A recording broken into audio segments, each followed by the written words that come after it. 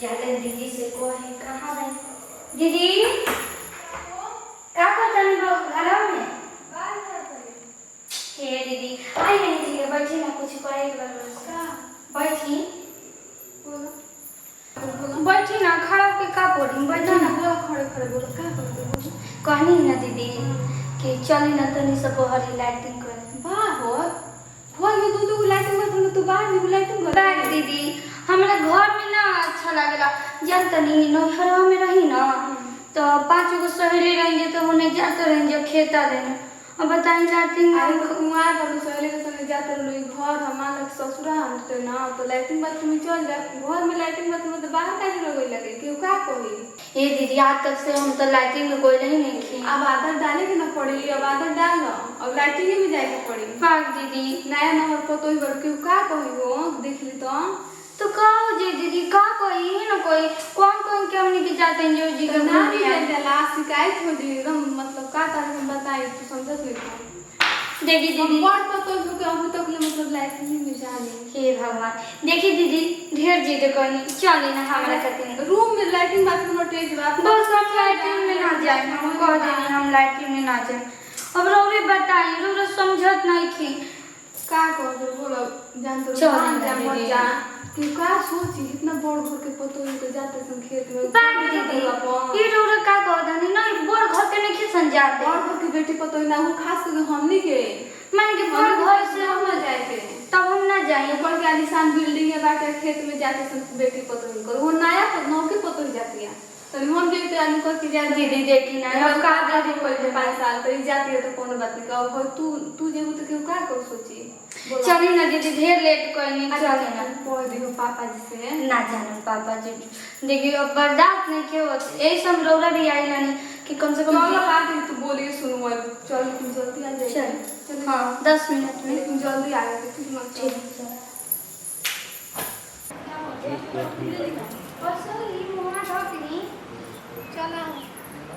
चल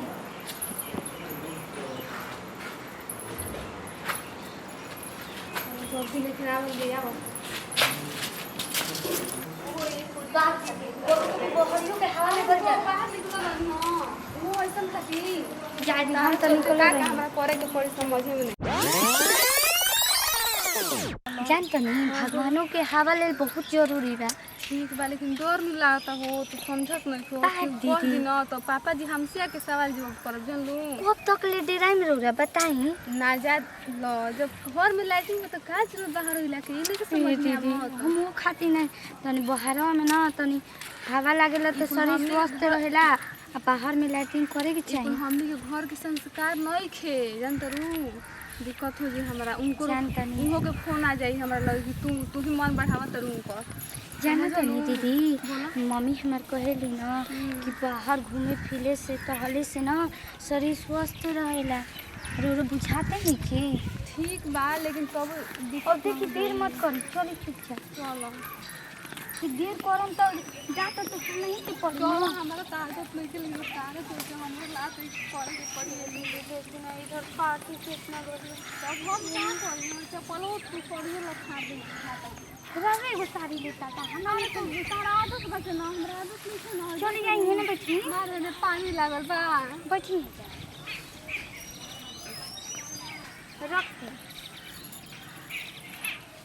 देखिए दीदी कोई आवत नहीं थी ना अरे कोई आई तो तारा से ज्यादा तो हमारा है डक ले ले बा कोई देख ली तो अब हमरो डर लागत है जल्दी करी ना चलो बैठो का कर ऐसे ही बैठल जाला देखे ऐसे करके हां ऐसे करी हां ऐसे करके ऐसे अरे हमरा आदत नहीं खेल वो का करे चलो तू आई तो सिखाई दे बुला करी दीदी कोई के पढ़े कनिया का हो तो नहीं खोलो चलती हमें दौड़ लाता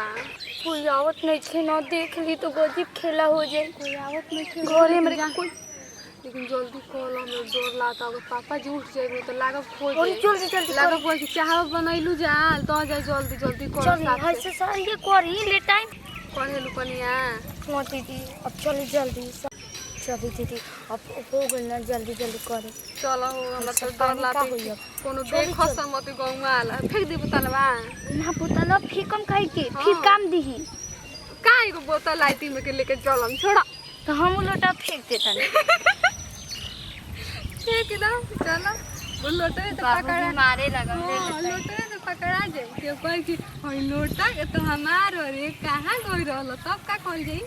हमनी से सवाल जवाब होई दीदी अब जल्दी जल्दी निकल जाए थे चलो लागत है कि तू गिरल तो बहुत जाके मन फ्रेश भइल हमार चलो हमर तो लागत है कि लाठी में तो कट कर परेशान हमर तो लागत है कि धोल का हो भौजी दादा ए भौजी की है अरे कहाँ गई रहलू हो कहीं ना तनी हवा खाए गरन हो जा हवा खाए गई रहलू कि लैट्रिन करे गई रहलू ना लाइटिंग कर जी वो तो हमनी के घर में उतना आलीशान लाइटिंग बाथरूम महल नियर घर अरे भौजी तारा के कातना हाली कहनी कि चला हमारा संग तारा के तुम्हारा बक्सर घुमा दी तो गइबे ना कइलू ना तो टहले आने जा मालिक के भोर के सही का बोलले बानी चली रास्ता में को बचिए आ संगे संगे उहो आइल बड़ी लहरा दिखराम तो